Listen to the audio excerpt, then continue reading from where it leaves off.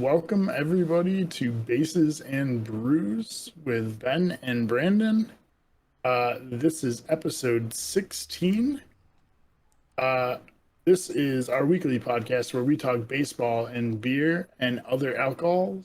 We stream the show live on twitch.tv/Bases and Brews. No spaces every Friday, 6 p.m. Pacific, 9 p.m. Eastern. Come give us a follow, watch us live over there. If you can't catch us live, come on over, watch us on YouTube or listen on podcast services such as Spotify, Google Podcasts, Anchor, and many others. Just search for the channel Bases and Brews. Also, follow us on Twitter at Bases Brews to get some baseball news, some highlights, and some updates about us and the podcast. So, how are you doing this week? I'm doing all right. The week has been very slow, but very good baseball-wise for my Giants. Yeah, no kidding. They're killing it right now. But it's been a good week. Kind of boring at work. Sometimes that's not a bad thing. No, but it has been kind of almost too slow. Yeah. I've had jobs like that where then the day just drags on forever. Yeah, like no joke, I've been playing like solitaire for like a solid 2 hours a day. That's when you need to download TikTok. No. Time will pass so fast. I already listen to podcasts on YouTube, so I'm okay. But I do that when I'm working anyway. Yeah. So But, what are you drinking this week? I got something fun.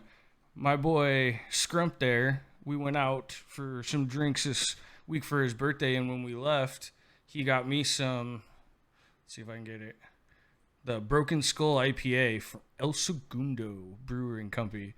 Steve Austin's brewing company down in, I think it's San Diego. I'm pretty sure. I did not know that was a thing. Oh, bro, you didn't? It's a India Pale Ale. It's pretty good. It's definitely not bad. Where it should say on here. Yeah, it's El Segundo, California. The can's pretty dope. It's got like that's pretty cool. A messed up skull. It's got like the barbed wire and shit on it. It's dope. Yeah. It's not bad. That's good. I was sick yesterday, which is why we're doing the podcast today. So I'm just drinking a tiny little bit of scotch because I feel like beer on an upset stomach is probably the worst thing ever. So yeah, that's probably a good call. Just a little tumbler of scotch here, just to have something to sip on while we're talking. I've got another sour too that we got. So I got 2 of these and 2 sours that I haven't tried yet. I'm gonna try it when this one's done. I'm gonna try it. It's supposed to be pretty good. But yeah. So Okay. So last week I said we would talk about Barry Bonds' pre-quote-unquote steroid era numbers so that I could prove that I think he is a Hall of Famer even if you take out those years. So here, I'm going to switch screens real quick. okay. I've got 2 guys up here. You watching from the stream? Yeah, I'm Okay, looking. so I got 2 guys, the one on the left and the one on the right. One of them is Barry Bonds, and the other one is a Hall of Famer. Now, I want you to tell me which one is which. So, for those that can't see, on the left side, we have an 8-time All-Star, a 3-time NL MVP, an 8-time Gold Glove winner, a 7-time Silver Slugger winner with 411 home runs, 403 doubles, 63 triples, 445 stolen bases, 1,364 runs scored, 1,216 RBIs. What is it? I can't see it all. Let me pull it up real quick. 3,797 total bases with an OPS of 966 and an OPS plus of 164. Now, the guy on the right is a 12-time All-Star. He won Rookie of the Year, 10-time Silver Slugger winner with 427 home runs, 344 doubles, 8 triples, 17 stolen bases, 1,048 runs scored, 1,335 RBIs, 3,768 total bases, with an OPS of 922 and an OPS plus of 143. Okay, well, I mean, I kind of already know which is which because I know what Barry Bonds was before the steroids, but I mean, he's the one on the left. Very much so. I tried to find someone who was as close as I could get, but this was like the best I could do. The only reason I know is because of the stolen bases. Like, yeah, I know. I didn't know how many stolen bases he had, but I know it was more than 17. Yeah. Because he was a leadoff hitter at one point. So keep in mind, these are numbers that are from 19... let me check. I want to make sure I got that right. From 1986 to 1998. Right. So this was before he was ever even remotely in the steroid conversation, because 2000 was when he hit the steroid conversation. Right. They noticed a big difference in 99, and then 2000 was like basically his jumping off point for that. But can you guess? I know it's like literally impossible just looking at numbers, but do you have any idea who the other Hall of Famer might be? And I'll give you a clue. He was a catcher. Mike Piazza. Very good. I mean, all right, if we're going to talk Hall of Fame catchers, like, there's really only one guy that comes to mind right away. I guess that's true because he was our era too. Right, that's what I was going to say. When it was him and Kenny Griffey Jr. were getting inducted in the Hall of Fame the same year, that was the first year of the Hall of Fame where I was like, I remember watching these guys, like, basically whole career. Yeah. But yeah, no, Mike Piazza. Zin, I tried to get close. The only thing I couldn't get was the MVPs and then the stolen bases. I couldn't find anybody that had right around the same amount of home runs and stolen bases. That's how much of an anomaly he was before steroids. Yeah, it's. I mean, again, that's my point. But I said this last week that I agree with you about the numbers, but to me personally, it's not about the numbers. It's about the fact that he cheated the game. See, and then I have more to get into that later today because we are going to be talking more about the sticky substance scandal, which is as we mentioned last week. Now. Yeah, as we mentioned last week, that is like the modern day steroid era. Yeah. So let me switch us back to just our two. And let's do a little bit of hot and cold before we get quite into the meat and potatoes of this episode.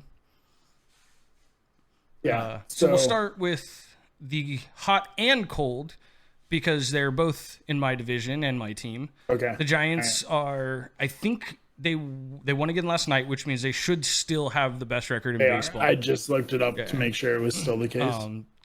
But they are on a hot streak right now. I think they're on 5 or 6 in a row right now because they swept the poor cold list Diamondbacks, who have now officially set the longest road losing streak in Major League Baseball history at 23. I did forget to put that in here, but yes. They are absolutely atrocious this year. Yeah. Worst record in baseball by 4 games. I think the Pirates were the second worst team. But yeah, 25 and a half games behind the Giants. 25 and a half games after 71 games. That's an insane number. It's unreal. And like, the Giants are hot and they're playing great, but they're not like if you were to compare their record to like the number 1 team in baseball 2 seasons ago, I bet you they're behind that pace. Because I remember because the Giants winning a lot more than they are losing right now. Yeah, but like, I mean, remember just on probabilities. Was it after 30 games? It was the first time after, I'm almost positive it was 30 games. When all teams hit 30 games, there wasn't a single team that was like gonna win 20 or something, and it was the first time that's ever happened. Or maybe Maybe. it was some number, and like it was the first time in history that there wasn't going to be a team with this many wins after X number of games. That's true. So maybe they really went crazy. I don't know, but um, But yeah, I so don't know. there's one That would be hot a and pain one to look cold at. for you. Yeah. So another team that is very hot is the A's, who are, I believe, a game behind the Giants for best record. I think it was them and the White Sox are both like right behind the Giants. It's unreal. I can't believe both of the Bay Area teams are that good right now. Yeah. On our way to another Battle of the Bay. Let's go. That'd be cool. That'd be insane. I'd 100% go. But yeah, Oakland also on a 7-game win streak. And they're the team that had, what was it, like a 17 or 18 game win streak earlier this season? No, I think it ended at 13 or 14. Was that what it was? Yeah, it was still, it was I mean, long, but it yeah. wasn't quite that long, I don't think. Yeah. But no, it's just nuts being a Bay Area fan, I love watching Bay Area teams do well. Yeah. The other cold team of the week is related to the hot other cold team of the week, the Diamondbacks, in this way. It's the Baltimore Orioles, and both the Diamondbacks and the Orioles have not won a game since their pitcher an away game, since their pitchers threw a no-hitter, which for the Diamondbacks that was Madison Bumgarner on April 25th, and for the Orioles it was John Means on May 5th. That's crazy. So like those are both fairly close to each other, like a week and a half apart. And like we're talking like for the Diamondbacks, that's like coming up on 2 months without winning a road game. What's that got? You got to think. What's that got to do to their psyche? Like just from a player perspective, like your confidence has got to just be rocked at that point. Yeah, I mean at this point the season's over. Like you've already given up. You're not making a 25.5 game comeback. Like No, it's impossible. No, you're 100% right on that. Like, especially in that division. Yeah, because like even if the Giants fall off, I have a hard time Right. believing both the Padres and the Dodgers are both going to fall off. Exactly. And the Orioles have the Rays, the Yankees are okay. The Red Sox are playing fairly well this year. The Blue Jays are playing better lately. Well, I mean, they've got Vladdy Jr. Yes, bro, he is having a season of the week so far this year. They need some people on that team to step up. Well, just the fact that we're only 70-ish, 75 games through the a season. little over 70 games. So for most we're teams. not quite halfway there, and he's already at 22 bombs. Yeah, I mean he's on fire. That's 22 nuts. home runs, 336 batting average, which like he isn't supposed to be a 4 average hitter. Like he's supposed to be a power guy. But 336, 56 RBIs, not even halfway through the year. So he's on pace for like 140. Hey, that'd be nice to see. Over a 1 OPS. Like those are like video game numbers. Yeah, it's pretty nuts. I'm glad he's doing well. I saw this coming from a while.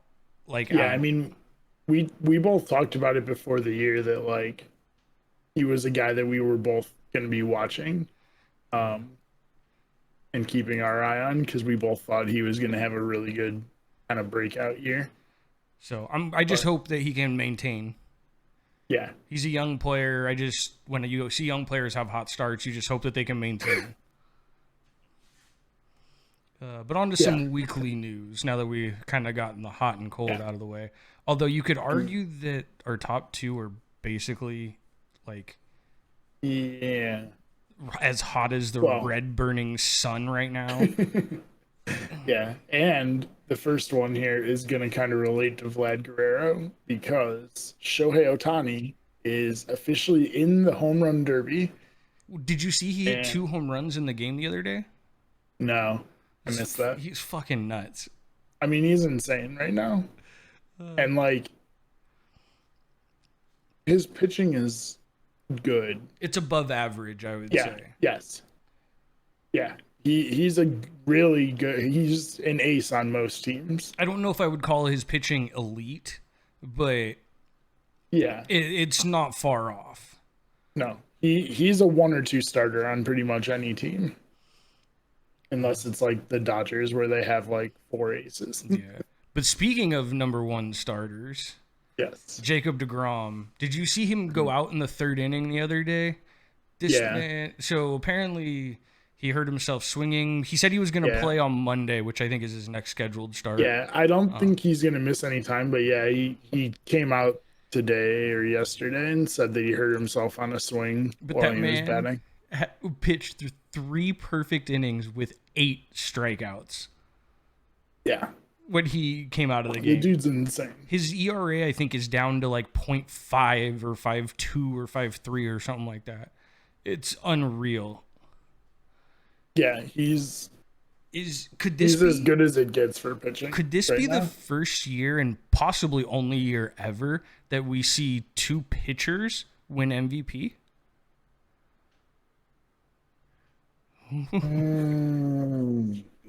Because I mean, DeGrom's That's a tough hitting like one. 450 too. Granted, he doesn't get the at bats like Otani does because Otani's Yeah. their DH. But like he's don't- hitting, he's got his pitching is just ungodly right now. And Otani's basically his pitching is really really good, but his hitting is unreal. I mean, Otani will get credit for his hitting because he hits every day. I don't think even if DeGrom ends the season batting 400, he doesn't get any. He won't get credit in an MVP race for his hitting. It's all going to be about his pitching. But it's I don't know with how well they're both playing. I could kind of see it if they keep it up. But then It's again, not if impossible. DeGrom keeps up what he's doing on the mound, he will set like every record that you can Yeah. imagine for pitching. Like he'll have all the Wow. he'll have an ERA so low that I don't think that'll ever be touched. If he stays healthy. If he stays healthy and keeps doing if he ends Which- the season at like a 0.5 or a 0.6 ERA, Yeah. like I don't think that record's ever being touched. Yeah. Yeah, I don't know. It'll be interesting. In some other news, some good news for baseball. Last week they had, I don't know, I'm sure they post this every week, but it popped up on the news feed this week. They had over 9,000 COVID tests. There was only 1 positive test in all of that. That's good. It looks like baseball at least is on the right track of, moving past this and hopefully not having to have any weird setback or like teams missing players like they did in the beginning of the year. Yeah, no, I get what you're saying. But coming up soon is the All-Star game in a couple of weeks. I think it's 2 weeks, or is That sounds right. it next week? No, it's not next week. It's in July. Okay, It's at least 2 weeks. I'm gonna look it up but- real quick. But the top vote getters are, I think, Ronald Acuna is number 1, Fernando Tatis number 2, Mike Trout number 3, and I take that back. Vlad Jr. is number 1, then Acuna, then Trout, and then Fernando Tatis. So with that, 3 of the top 4 vote getters are all 23 years or younger, which is great for baseball. And the 4th one is Mike Trout, who I don't think is even playing right now. I'm pretty He's sure been he's still hurt for hurt, a little while. but it doesn't matter because he's Mike Trout. So He's gonna lead the league in voting. All-Star game is July 13th, and our show before that would be on the 9th. So on that episode on the 9th, we will be talking about all the All-Star. Hopefully by then we should know who's all going to the All-Star game and everything. It should be like 4 days beforehand. So we'll talk about that then. Yeah, we have pretty much our whole July is kind of planned already, which is great. We're gonna be Yeah. doing some. Um, we're gonna be doing a show about the All Star game selection, like who's gonna make it. Then we'll talk about All Star Weekend. I think Yeah, I was think the that's what it plan, is. and then it was Trade. MLB trade rumors, and then we have a show the day of the trade deadline, like right after the trade deadline ends. So we will talk about all the moves that got made in the week before that. Yep, so So stay tuned because that's going to be a fun yeah, month. July is going to be fun. But the last news story that I have here is that there was a Reds AAA prospect, and he had a fastball clocked at 104 miles an hour, That's kind which of is nutty. insane. That If that is. becomes like the norm, like I'm not I saying like don't. every Yeah. pitcher, I'm not saying every pitcher is gonna throw 104, but like if the norm for like the top, hardest throwers becomes like close to mid 100, like 103, 104, 105, like that's gonna be insane. I mean, when you think about it, there's always been a couple like fire breathers, like Yeah, even but back to like, like the 90s, because you had like Randy Johnson that was throwing 102, yeah, 101. Like, so I feel like there's almost always been but somebody. okay, I mean fair, but I feel like this is the I'm pretty sure I read that this was the fastest like recorded pitch in a game. That doesn't surprise me because I think Aroldis Chapman had it before that, and I I think that think was like he's pitched 103 and 103. something. Yeah, it was like Yeah, 103, like 4 or something like that. yeah, but just something I saw that popped up that was kind of cool and different. But all right, so let's get into our big topic, which is the foreign substances on pitchers, hands and hats and arms and jerseys and gloves. We talked about this like a couple weeks ago before this thing blew up. Yeah, I didn't think it was going to blow up like this. I mean, yeah, I said it probably should because I'm considering this basically no different than steroids. And I'm having pretty much a hard take on that. I know that's a little more on the controversial side, but I look at it almost exactly like steroids. yeah. Well, okay. So I heard a really good take. I believe it was by John Boy, I think. Um, Basically he was saying, like pitchers in the steroid era didn't really care about steroids until it started hurting their numbers. And it's kind of become the same thing now because like batters, even more so than the steroids, now batters are realizing like pitchers before used to say, we need a little something to help us control the ball. And batters were always cool with that. But now that it's getting like out of control and like players are like making concoctions at home to like make their hands sticky, and you're seeing hitters batting 230, 240 are like average hitters, like now it's starting to affect the amount of money they're gonna get, and now batters are starting to call shit out.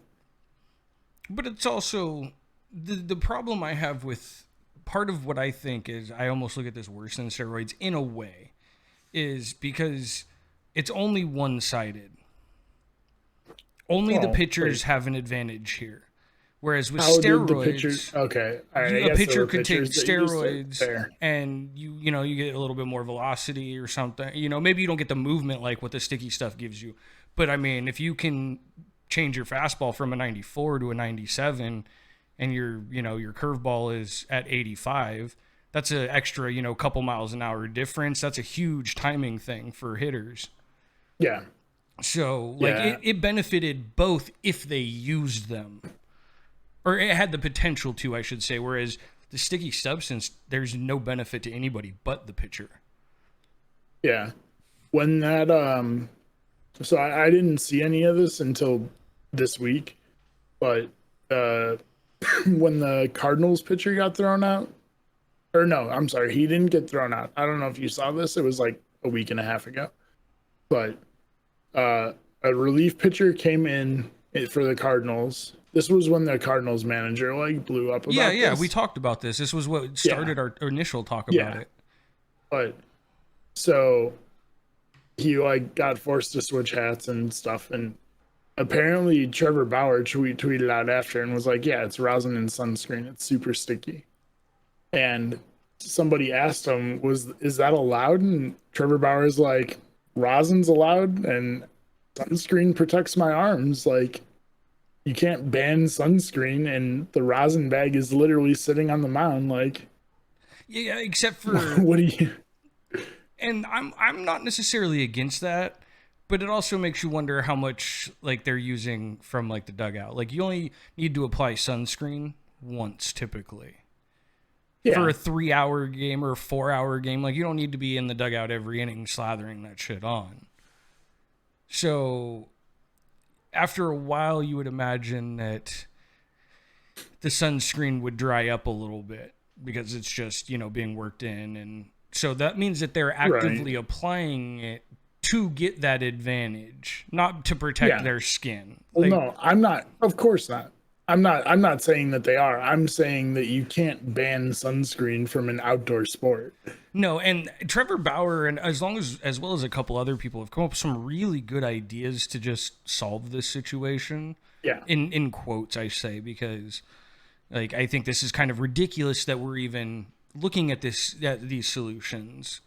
Okay, they're like, well, they need to just come up with a substance that is, mandated by all of MLB, and that's the only thing you can use. I'm like, so you're basically wanting the MLB to say it's okay to use this when, like, what if they had said that with steroids? Like, no, it's fine if people use steroids. Yeah. That's basically what you're kind of saying. Like, no, yeah, go ahead and cheat, but you can only cheat with this substance. But then Right. again, is it cheating if MLB is condoning it? Like, that's where you get that, like, weird, like, Right.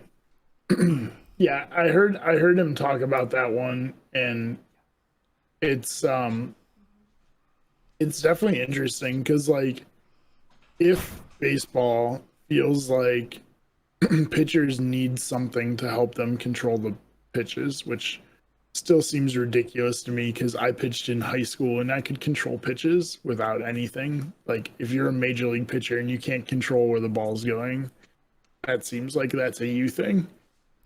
well, in my, Um, yeah, and we have Tyler Glasnow on our notes for complaining that the reason the crackdown, that's what got him hurt. And his yeah, thing was, well, I had to grip the ball a lot harder. I was telling you before we went live, I had just saw a clip before we had hopped on here to record this, and it was Pedro Martinez who literally took the rosin bag, literally just a little bit of sweat on his forehead, and made his fingers sticky. He's like, so you're telling me this isn't enough? And like you could see the skin like sticking to each other. yeah, And I'm like, okay, so it's not, he's like, if you just need to get a grip, that's all you need right there. yeah. He's like, you don't I need the spider tack and all this stuff to get a grip. He's like, it was kind of like a let's be real here. Like, you don't need this for control. You want it because it helps your numbers. It's of what I got course. out of it. I mean, he didn't directly say that because Pedro Martinez is above that, but that's kind of what I felt like he was trying to imply. Yeah, I agree with that. Um, I mean, yeah, the reason Trevor Bauer is going to come up a lot in this because Trevor Bauer was kind of at the forefront of calling people out for this at first. Well, he's been telling people about this for what, like 2 years? 2 years, right? It's no, it's like 4 years. Has it been that It long? was like, yeah, it was 27. It was when he was still with the Indians. Oh, that's crazy. But yeah, he like called people out and was like, hey, like this is not okay because like using this gives a huge unfair advantage toward pitchers. And like Bauer, like say what you want about him, but he cares about baseball. Like the dude wants baseball to be, popular and fun. Um, but yeah, he called people out, and then baseball didn't do anything. And he was like, "Well, if baseball doesn't care, and I can increase my spin rate by like 500 RPM, then I'm gonna do it." And he openly asked people on Twitter, "What are some sticky things that I can put on my hands to increase spin rate on a baseball. and and like baseball didn't do anything about it because baseball didn't care until players started saying something about it. Okay, real quick. We're switching over to the punch. It's called How's It Punch. It's a sour ale with passion fruit, orange, and guava. It's from Alvarado Street Brewery. This is literally from a brewery that's 30 minutes from my house. Nice. I do love me some guava. I tasted a little bit for what was left in the can. So far, not so bad. Nice. But no. So my question though with this whole situation is, how is this going to be looked at 5 years from now, 10 years from now? Right. And I think, sorry, I think like we kind of got into that where it depends on how many people get punished for it and what kind of punishments they get. Okay. In my mind, you know what the punishment is, right? They already said. It's a 10-day paid suspension. Get the fuck out of here with that. Yeah. So they're getting a paid vacation. If that's what this turns into, then this won't even be looked at in 10 years other than how badly baseball messed it up. But that's kind of my big issue with this. Yeah. Is you have guys that are not in the Hall of Fame, guys like Pete Rose, who we both agree is ostracized for some bullshit. You know what I mean? You have guys like Barry Bonds, who I believe belongs in the Hall of Fame. And I think a lot of people do, but because he was tied to that Balco scandal, he probably won't ever get in, even though he fully belongs in there, in my opinion. So to see these guys go, and it's basically the same thing in my eyes, just for a pitcher. And they're basically not even going to get a slap on the wrist. And 10 years from now, when some of these guys retire, or 15 years from now, when they're up for vote, if this isn't held against them, I just feel like it's more baseball hypocrisy. Yeah. I mean, we've both talked about it at length, how hypocritical baseball is and how if it's a team that makes money, they won't get punished for stuff. And if it's a team that has a powerful owner in the league, they won't get punished. And it's one of those things that's just, yeah. I mean, to be fair, it does happen in other sports, maybe not to the same extent, but like things like Jerry Jones of the Cowboys doesn't get in any trouble for anything in the NFL. Same with Robert Kraft for the Patriots. Jerry Jones get in trouble. That's funny. Exactly. Jerry Jones is the trouble. But no, I mean, it's one of those things where, like, if you have power, you don't get in trouble. It sucks. But that's my big issue with like this whole situation is now that it's getting more notoriety, I'm hoping that, and I'm not saying that I want someone to be kept out of the Hall of Fame. Like, I honestly don't really care. If they're using a sticky substance, whatever. Like, I'm enjoying watching baseball. I know that some people aren't because there's not as much action because of all the pitching stuff. I get that. But I'm still enjoying it from my, micro view.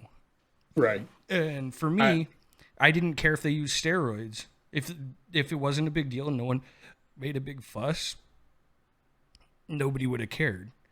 I mean, here's the other issue that this comes down to is why this might get cracked down on is that steroids made baseball more fun to watch.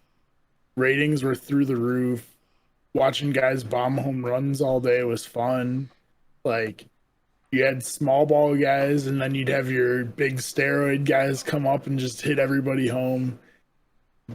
This, like, as a, former pitcher and, like, a huge fan of, like, old school baseball, like, I enjoy great pitching, but the casual fan does not enjoy a good pitching matchup. Like, they don't want to see a 1-0 game. No, I would agree with you on that one 100%. So, I mean, baseball ratings are as low as they've been in years. They're like, it's terrible. baseball attendance is not great. Well, It's I like mean, down pretty much everywhere. to be Well, I mean, to be I get fair, part of that's COVID, I think but the Giants are opening up their stadium on the 23rd, 24th. So like nice. this next week, they're going full That's capacity. awesome. I think the Dodgers already did last week. I assume the California teams are probably some of the last to do it. Well, yeah, they just lifted the statewide mask mandatory thing. As long Okay, as you're vaccinated, you don't really have to wear your mask at all anymore. nice. So with that opening up, they're allowing at least outdoor events, it looks like, to go back to full 100% like normal capacity. Yeah. But yeah, I mean, so yeah, I guess comparing, um, crowd sizes isn't fair. But even like 2 years ago, crowd sizes were down from 10 years before that. That's Like very true. baseball has been declining in viewership and attendance for a while now, pretty much since the steroid era ended. But so I think that's another reason why this might, even if there's no huge punishments, I think that they're going to crack down on people using it. Oh yeah, they definitely are. From what I've read and heard, they've already actually gone up to players and been like, "Stop it." And when the players Yeah. are like, "What?" They're like, "Just stop." Yeah. Like it's one of those like, we don't want to suspend you, so just please, we know you're using it, just stop. Yeah. And there's been reports of the league actually going to play like their bigger name pitchers and doing that.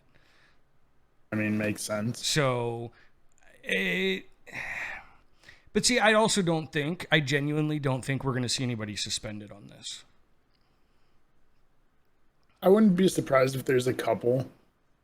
I just don't But- see it happening. I think the MLB is so inept at punishing appropriately for things.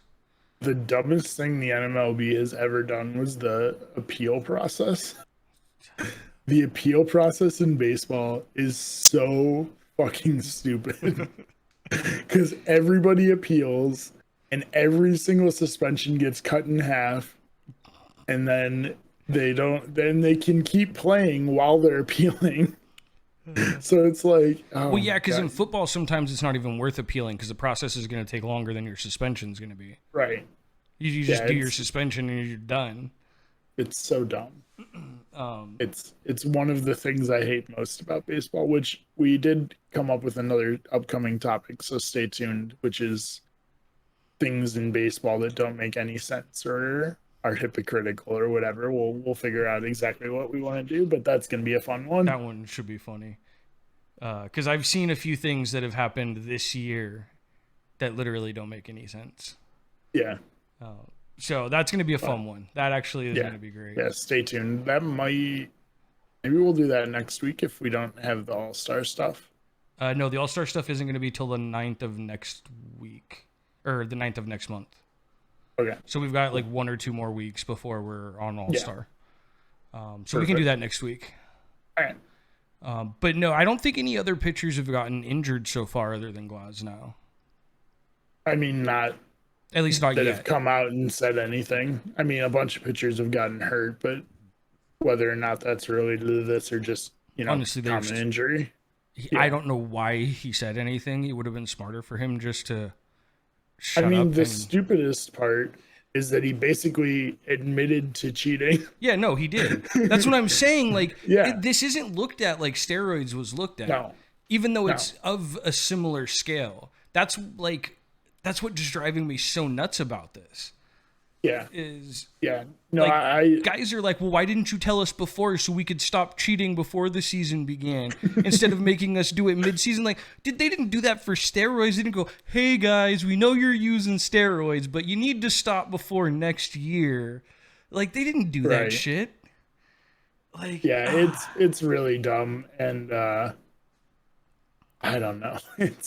It's such a weird situation because the MLB did not say anything to anyone, they basically okayed it without saying it was okay. They basically said it was okay. Well, yeah, because from what the ball clubs were told at the beginning of the season was, don't worry about changing anything this year. Yeah. This is going to be a monitoring year. We're going to grab Right. our data, and then we're going to make rule changes if we need to at the end of the year. Right. Well, I think what Yep. they found out was they needed to do it Everybody's doing sooner it. before the end of before the next season, because it's bad how rampant it was. Yeah, we talked about it right before the season started, I believe, that basically they were going to be like collecting balls from games, like foul balls and stuff that were suspicious, and taking them and getting them tested to see if there was anything on them. And the memo that was sent to teams said, don't worry, like, we're not going to suspend players off this. We just want to collect data. And that's what happened. And they realized that every single pitcher in baseball is cheating. Which, and again, like I said, I don't want to keep anybody out of the Hall of Fame. I just hope in some way that this is looked at in a similar light. Yeah. As Go ahead. It's like, I hope, like the Astros, when anybody from that Astros team goes up for Hall of Fame induction, if they make it that far, I hope that is weighed, the fact that they were part of that cheating scandal. Yeah, yes and no. I mean, they didn't even get suspended because they cooperated. They agreed to admit basically that and take the brunt of the punishment, which is why they didn't get suspended. I'm going to be honest with you. I think that the fact that they didn't get in trouble, and because it's baseball writers who vote on it, is going to hurt them more in the Hall of Fame voting. You think so? I do. Because baseball writers were all pissed. Like, they were nobody wrote a good article about that. That's fair. Like, everybody said they got off easy. Everyone. But basically, and the fans of the Astros will say, well, MLB let them sign like immunity clauses too. And I'm like, so basically baseball gave them an out as long as they were willing to take the brunt of being the scapegoat, so that they could make it public that this is what teams were doing. Because I don't think the Astros were the only team doing this. No, of course not. I don't think the Astros, but I think MLB found a way to literally punish one team without punishing one team, and getting everybody else on the same page at the same time. See, I would agree with you, except that I think if I'm another player and I see what just happened, I go, let's all cheat, because there's no punishment. We can win a World Series and not be punished. See, and we won't even lose know. the World Series. I don't know. The only thing that's going to happen is we're going to get booed when we go somewhere if we get caught. I would bet there's some sort of internal memos that went out when they signed that. I'm sure there were. The MLB that said, like, look, we know you guys are doing this too. They're going to be they're the ones getting punished. You better fucking stop. And I don't think teams have stopped. I think they've just found different ways of doing it. Right. Because there's no punishment. That's what makes me laugh, though, about all this whole like hoopla about steroids. MLB in the modern era makes steroids such a huge thing. Like, every team, I fully believe this. I believe every team is cheating in one way or another. Yeah. I'm not saying they're all cheating in the same ways, but I think every team finds ways to find little loopholes. Well, especially if you count foreign substances, because pretty much every pitcher's doing that. If you take that out of it, I still think every team is cheating in some way or another. Yeah. It's part of the game, which is why it drives me nuts when they make a big deal about one thing, but they minimize something else. I mean, what it comes down to is that baseball is the offices of Major League Baseball are incredibly inconsistent in everything. And that is why another topic that we'll get into at some point, why there's a very good chance there's going to be a strike next year. Oh, yeah. So with all the stuff that's going on right now, 100%. Like, I was at like a 60 or maybe 70-30, 60-40, 70-30 that there wasn't going to be like a strike. Really? I thought that they were going to figure it out. I didn't think it was going to be easy. I was probably more closer to 60-40 that there wasn't going to be, that they were going to figure it out. Now, it's like 90-10 that it's going to happen. It's I just was about I was about 80% that they were gonna strike before this. oh really? I figured they'd figure it out. It took Not that them like 6 months to figure out last season because they couldn't agree on anything. I just I have Baseball faith, owners and players hate each other. which is really funny because it's really the only sport that like the players are in such opposition to the ownership groups. Like Yeah. I'm not saying that they agree in the other major sports like basketball and baseball or football, but I feel like they're able to communicate and get more on like a similar page more frequently Yeah. and a little bit easier. Basketball struggles sometimes. They've been better lately, but I mean basketball was on strike what, A couple years 10 ago. years ago? Yeah. Something like that. So it wasn't But too long ago. football is very good. Their owners definitely they listen to their players in the NFL. Yeah. And I mean it helps when you're making $40 billion a year. You can pretty much just be like, okay, we'll give you an extra, But I 400 mean, million to help with the but that's almost like you retired act like players. baseball isn't making fucking hundreds Well, of no. millions, if not billions of dollars themselves. Like, It is, but not on in the NFL level. no, I agree with that, but it's But no, I mean, yeah, the whole thing with like in the off season, the owners not this off season, last one before the COVID season, where the owners like wouldn't open their books to the players because they were like, we're gonna lose billions of dollars, and the players were like, okay, show us, and they're like, no, we don't want to show you. It's like, oh, so you aren't gonna lose that money? But I mean, to their defense, with everything that happened, I'm sure they lost I'm a sure lot of they, money. yeah, I mean, relative to what they typically right, make. Like, right. I'm sure they Yeah, were in still net. comparison to I'm what they still would've. sure they were still net positive.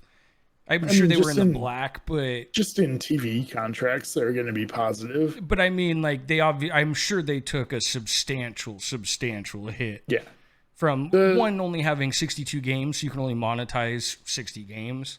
yeah, To the fact that a lot of the big names just opted out, so they weren't even going to be Sure. there. No way to sell that. Like, so I'm sure they lost quite a bit. No stands, that's where most of the revenue mean, comes from. baseball more than any other sport is very dependent on fan revenue. Like football could be empty, and football would be like, yeah, we kind of like it this way. The players might not be, but like the NFL would be like, yeah, we make like 80 to 90% of our money off TV and ad revenue. Like if those seats are empty, we get to sell more ads to cover those big tarps that covered all the seats last year. But But I no, don't know. I'm positive that this will be brought up in the CBA talks in the off season. Oh yeah, this is gonna definitely hinder it. Like I said, it wouldn't surprise me at all if at this point there's for sure gonna be some sort of like a lockout or stalemate for at least a little bit. I am getting to the point where I honestly wouldn't be surprised if we lose a season. Ooh, I don't think it'll go that far. I really think it could. I don't think it will. I hope not. I hope I'm wrong. But I could see I'm it. just gonna throw out the good vibes that I don't think that's gonna happen, Okay. and I'm just gonna hope that I'm right. Because that'd be brutal. That would be pretty The rough. eternal pessimist over here. Well, I can't imagine because what the last MLB like lockout was in the 90s. Yeah, late like It was like 98 or something. 97. I was gonna say I thought 97. I'll look it up really quick. It was definitely in our lifetime because I remember it was a big deal, and they were out for I think quite a while. Like, they didn't miss the whole season though, even then, and that was pretty contentious if I remember right. It was 95.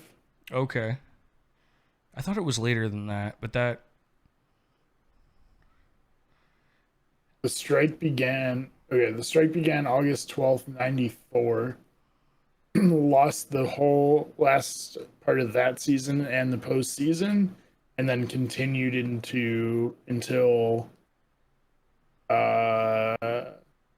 April 2nd, 1995. Ooh, so So they basically lost, just right before they lost a half a season. well, and I'm assuming they lost part of the next season, the beginning, because there was no spring training or anything. So they would have had to start spring training when the lockout ended. That's true. That's true. So I, but yeah, that sucks.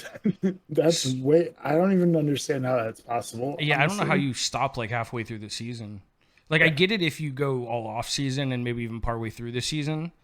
I just I can't imagine all the players just halfway Because through that the was season just being like, "All right, I'm done." yeah, because that was a player's strike. It was not a lockout. Oh, okay, yeah, you're right, you're right. So there is a difference between strikes and lockouts. That's true. But yeah, I don't know. It'll be interesting to see. That's going to be a weird. It's going to be a weird off season, but we will talk about that more on another But yeah, we got to episode. save that for the off season because we're gonna need something to talk about. Right. We'll talk football. Hey, I'm Bases down. and Brews off season. Oh, that's a good one. We'll keep that yeah. keep that one booked. Yeah. I'll make a new logo that says that underneath. But yeah, it's getting back to like the foreign substances. Like it's such a broken system, the way that baseball deals with stuff like this, as we've been saying. Well, But what are your thoughts on like the actual punishment? I mean, I think it's not enough if you actually want to deter players from doing it. Because I don't even consider it a punishment. No. Well, and as a pitcher, a 10-game suspension is only like one start. It's maybe. 2 starts. Maybe, Yeah, depending. maybe Well, yeah, it two. depends on when. Right. Well, you would Like if assume it they would be 2 just because finished just you would get popped right at your start or after your start. You would assume. if they just finished a start, they saw the substance on them, they suspend them the next day, then that's 4 days till their next start. Fifth day would be the start, and then okay, yeah, I guess Yeah, so it would be potentially two. 2. But if they get Yeah. if they get suspended anywhere from a day or 2 after their start, their previous start, then they only miss 1 start, Yeah, which to me is just ridiculous. yeah, And they don't lose pay. That's what bothers Yeah. me more. yeah. I agree. Like if it's you not wanna, a suspension. yeah, if you want to suspend them for 10 games so they only miss 2 starts, okay, whatever. You're trying not to crack down too hard because you just want them to stop, at least right Yeah. now. Okay, but at least take game checks away from them. Right. Like, I'm not saying you got to like fine them heavy, but okay, you missed 3 games or whatever, 10 games, you lose those game checks. Yeah. It's without getting too much more into the CBA. Like I think the whole point you said you were saying how this isn't how they were kind of taking stock and doing some studies by investigating the baseballs. I think that they were doing that to negotiate for the CBA so that they would have data to show. And now that it's become so obvious, they're like, okay, we can't wait for that. See, and that's what I like. That's one of my big things that to me has shown a lot of pitchers' true colors, in my opinion. Guys like Glasnow, who Yeah. are complaining, oh, well, this is why I'm getting hurt. It's like they didn't do that for anybody else when they were cheating to give them time to change what they were doing. To like people came off steroids and they got hurt. Yeah. It was what it just is what Right. it is. Because, and you're just not used to doing something a certain way, and trying to do something a completely different way is going to not be good. You're used to your muscles maybe giving you enough strength to do something that you just can't do quite anymore. Like that happened a lot actually when the steroid era like came to a close. There were a lot of guys getting hurt, and it was like you could almost tell who was using steroids by who was constantly hurt. Yeah. I mean, not everybody was, because there were guys no, that of got course. hurt. Like you have guys like Griffey, who's never once been in any of the steroid stuff No. ever. I mean, but he if had you looked really at him, rough. he never like- looked like he was a steroid No, guy. but Like, he later in never, his career, though, he got hurt a lot, and you could yeah, almost go like, well, it kind of seems like true. he's having that, but I wouldn't put But him in that category. you could also look at how he played when he was young, and he would dive into walls, and like that dude Yeah, went all out for every ball hit his direction. you're not wrong. There was a guy on the Indians, Grady Sizemore, Grady Sizemore. That's a name I who haven't heard in a long time. he was really good. Like his first 6, 7 years in baseball, he was. I mean, he was probably 3-time All-Star in that time, and but he played the same way where he crashed into walls all the time, and like he missed time for it, and then after 5 or 6, 7 years, like he just fell apart. Like he just couldn't play anymore. So I don't think he played for the Giants. Part of me feels like he played maybe a year for the Giants. But the A's had a guy like that, Eric Burns. He played right field, if I'm not mistaken, for them. And I know the name. And he played for the Diamondbacks too for a while. But he was one of those guys, all motor. He would run into the wall, he'd jump over to catch, and he'd fall into the stand. Like it was 100% effort, 110% of the time. Yeah, he did not play for San Francisco. He Yeah, played I for didn't think Oakland a so. lot, and then he played for Arizona, which is probably why you remember him in your division. But I know he played for the A's for quite a while. I think he played for the A's for like 6 years, 5 years. 1, 2, 3, 4, 5, 5 years, 6 years. He played for them 5 years to start his career, and then he went back one season. Yeah, but he's that guy that you described, that like all motor, he'd run into the walls, but his career was shorter because that's what he did. Right. And when you can be an all effort guy and you'll make your money and you'll get a contract, but you're not going to play through that whole contract. Well, and he basically, because he goes on a lot of this like radio shows around here, especially during like the beginning of the season and the end of the seasons. And he's even said like, it wasn't that he couldn't play anymore when he retired, but he couldn't play like that anymore. Right. And because he couldn't play like that, it wasn't worth it to him to keep trying, because that's who he was. Well, right. And yeah, I mean, if you're not a great hitter and like defense is your thing and you go all out on defense and you can't do that anymore, then not many teams are going to keep around a guy that's hitting like 240, can't play defense great. Yeah. And well, I think he retired himself. I think he had contract offers. He was just like, I can't play like I used to. I'm just kind of like, I'm going to go out on my terms. It actually, just by glancing at his stats, it kind of looks like he retired like mid-season. Yeah, it was because he played 15 games in 2010 for Seattle and then no more. Yeah, he's admitted several times on radio that he's just like, I couldn't play like that anymore. But I love those all effort guys. Those all effort guys are killer. Oh, I mean, they're so much fun to watch. But Kevin Pillar is one of those guys. Yep. For modern players. He played for the Giants for a year and a half, because I think I think it was a year and a half, because we picked him up during the trade deadline, and then I think we had him for a year, for like a second year on the contract after we picked him up. I don't even know where he is right now. He's in Toronto. No, he's in the Mets. Oh, is he? Oh, that's right. He's at the Mets. He started in Toronto. That's where I always knew him from. It's right. I always keep forgetting that he went to the Mets. But he got hit in the face by like 90 something mile an hour fastball earlier this season, and literally like the next day was showing up like, okay guys, I'm ready to play. Like it's fucking savage. But he played for the Giants for like a year and a half, and watching him play, I was hoping that they kept him, because I loved his energy and like the way he played. Now, is he like a super top tier player, an all-star? No, but he's one of those good like bench guys, or not bench guys, but good veteran guys to have in the clubhouse. I could be wrong, but I'm pretty sure he's made at least one all-star team.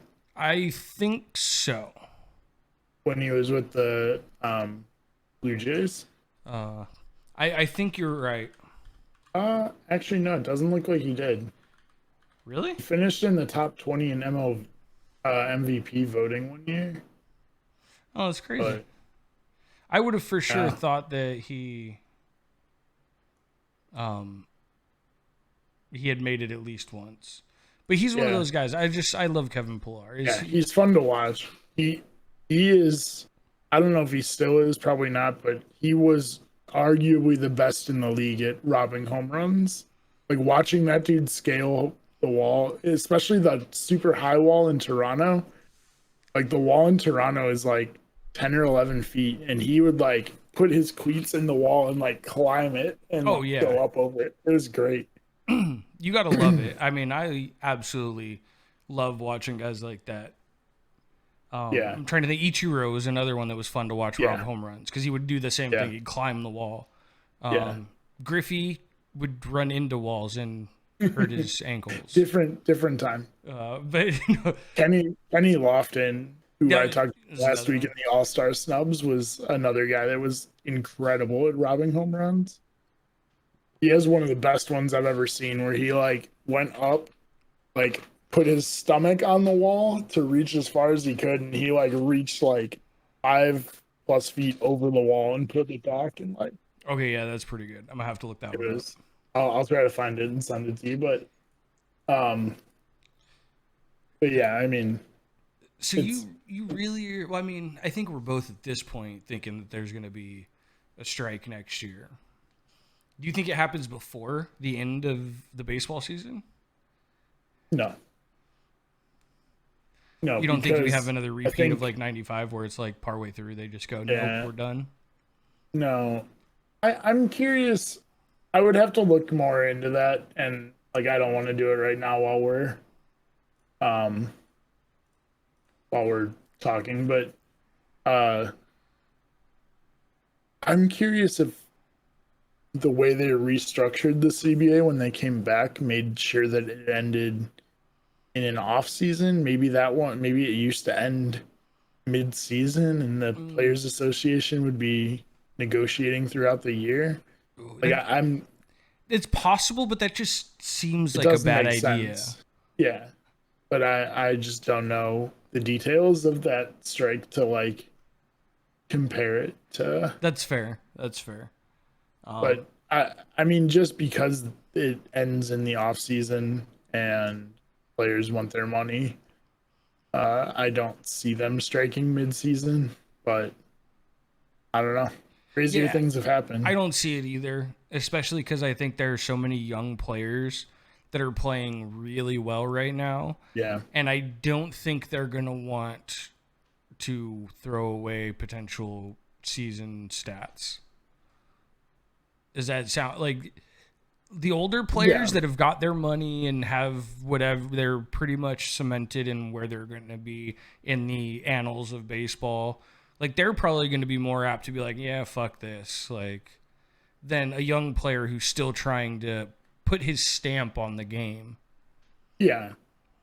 Yeah. And I mean, there's definitely players who are like that. I mean, but I feel like some of the young players, like, they're already household names, which is great. Like the guys we named, Acuna, Tatis, Vlad Jr.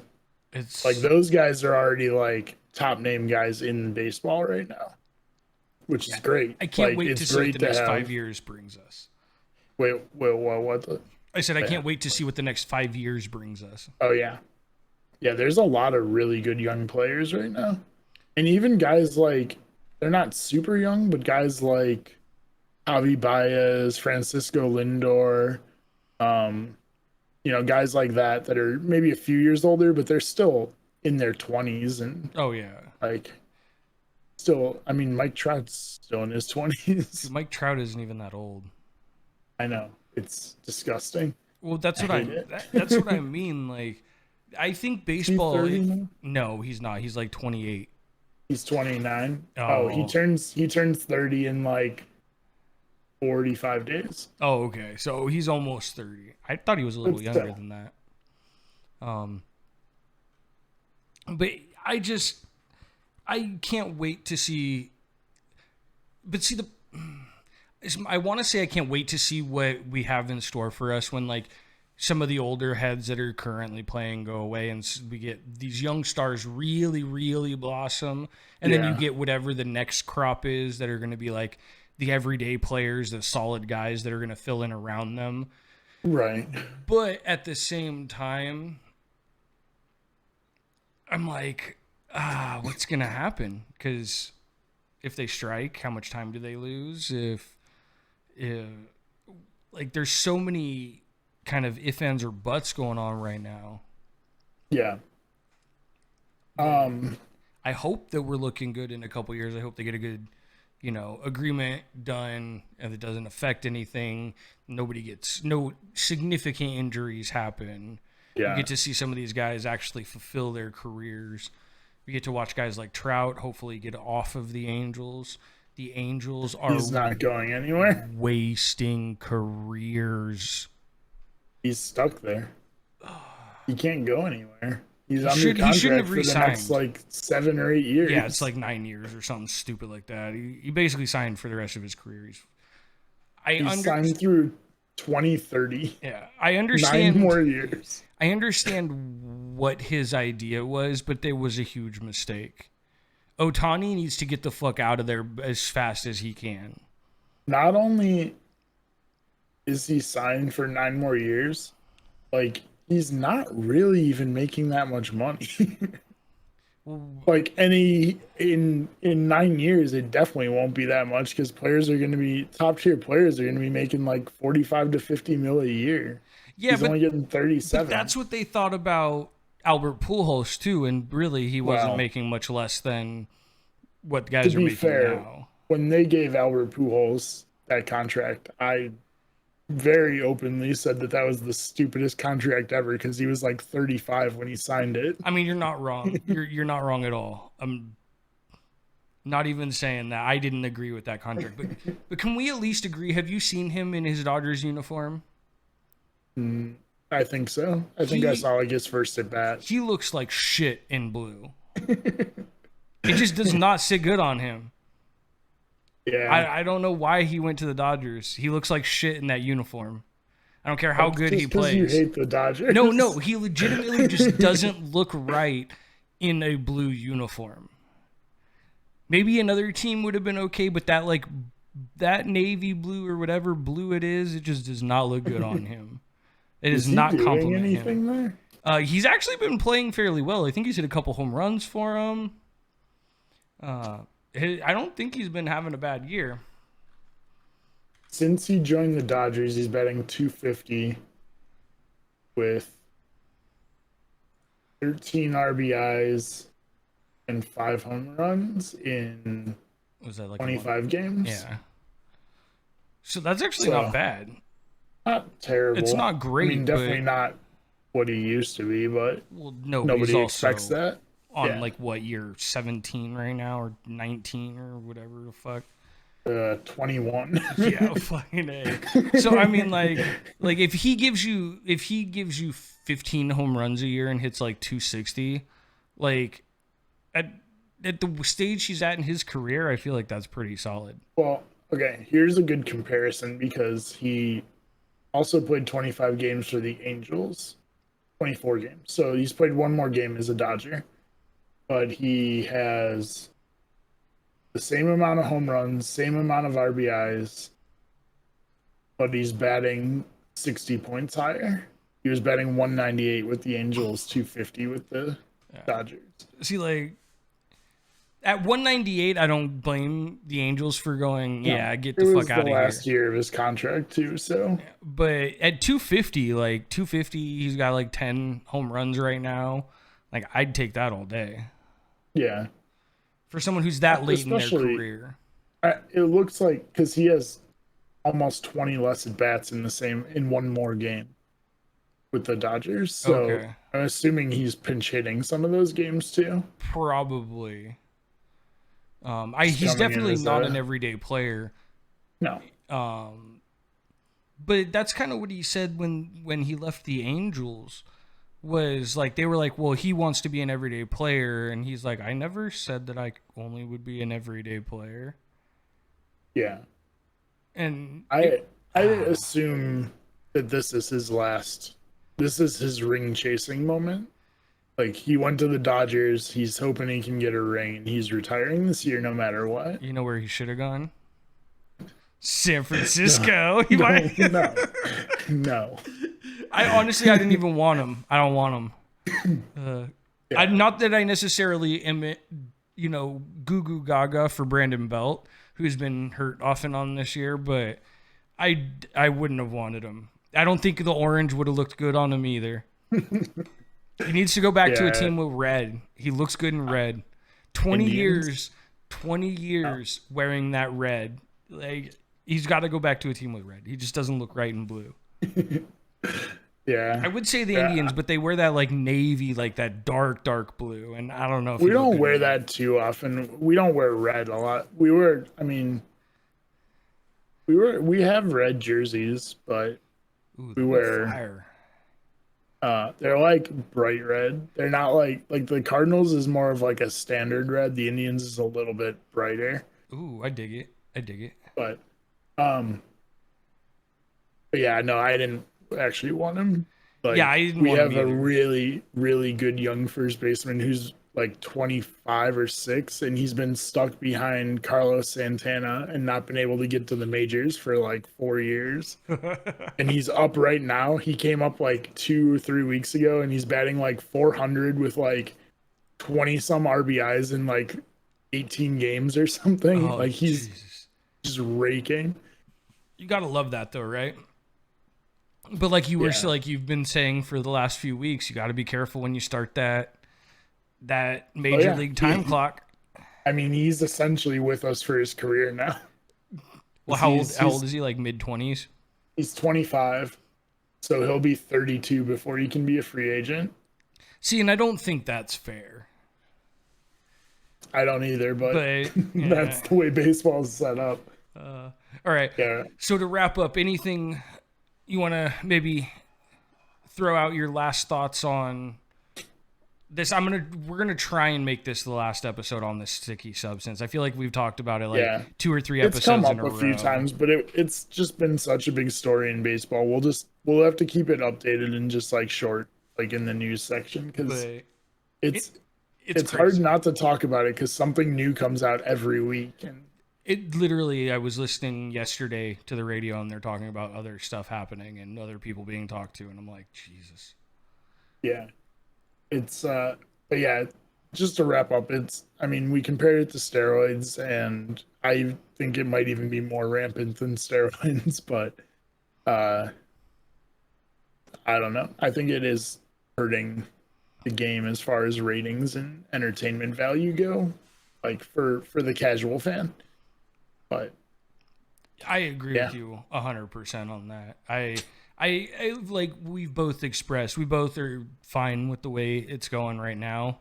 Because we both don't mind the small ball, the pitching duels. Right. But I would agree with you that the casual fan is definitely taking a little bit of a hit with all this. I do think it's worse than steroids in some ways. But for entertainment, definitely. Well, that, and I just think as far as like a even playing field thing, I think it's worse than steroids. So I am a huge hater of this, but there's not really, from what baseball has shown, they're not really going to do anything about it. So there's not really anything you can really say because they're not going to until the CBA. There's no immediate solution for it. It's just not going to happen. So anybody expecting like this to just stop mid-season, it's probably not. No. I also don't think anybody's going to get suspended. No, and until baseball starts giving out suspensions, it's definitely not going to stop. Yeah, which they've said they will, but they have yet to actually do it. Right. And we know guys openly admitting to it on Twitter. So I don't think anybody's actually going to get suspended, but it kind of sucks. It's a little bit of a bummer, just because one of my favorite players, I would say one of my top 15 players all time, isn't on the Hall of Fame because of steroids, and I think this is just as bad. But that's literally a personal thing. So, but we're going to leave it on that note for tonight. Thanks everyone for watching or listening. If you're watching live at twitch.tv/Bases and Brews, all one word, then go check out our YouTube channel. We upload the videos of this if you don't get a chance to watch an episode. Always check there. They're almost always uploaded by Monday. So you can kind of listen to them while you're at work. If you're watching on YouTube or listening on Google, Spotify, whatever your podcast service may be, come check us out live. We do this every Friday. Today is Saturday, but usually it's every Friday, 9 p.m. Eastern, 6 p.m. Pacific. And we will see y'all next week for another episode of Bases and Brews. Have a good one, everybody. Later.